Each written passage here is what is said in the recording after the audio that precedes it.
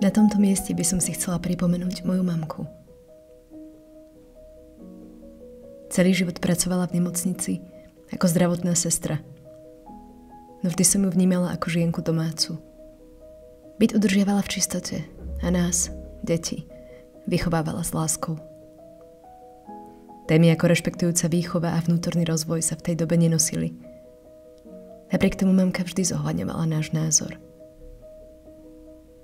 Potešilo ju, ak sme zo školy priniesli dobrú známku, ale nevyčítala nám ani tie zlé. Nikdy ju neomrzelo plniť nám želania. Najdôležitejšie však bolo, aby sme boli síte a slušne vychované. Ako slobodná chodievala na túry do hôr, kde sa zoznámila s otcom.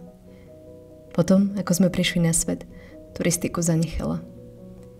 Jediná veľká cesta, ktorú podnikla, bol pútnický zájazd do Lourdes.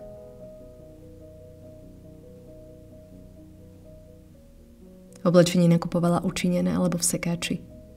O kvalitu a dizajn sa nezaujímala. Kritériom bola cena.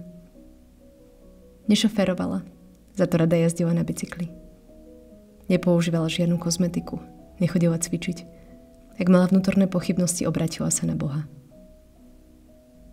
Vzťah medzi mamkou a otcom som vnímala citlivo. Zriedka som ich počula dôverne sa zhovárať.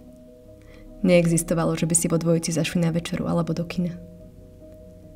Mamka vystupovala submisívne, preto bola ideálnym hromozvodom.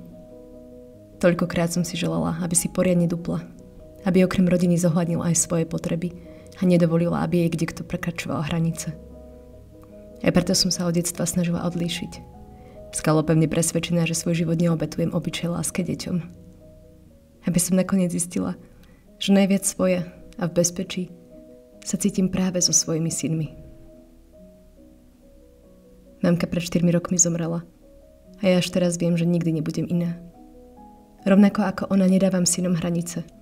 Snažím sa plniť, po čom im srdce zapiští. Neosvojila som si schopnosť zazdrojovať sa a neustať manipuláciu.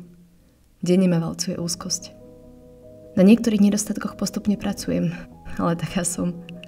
Nekoncepčná, ustráchaná, no milujúca. A keby mamka žila, strašne rada by som mu pozvala na večeru v dvojici a povedala jej, že bola skvelá.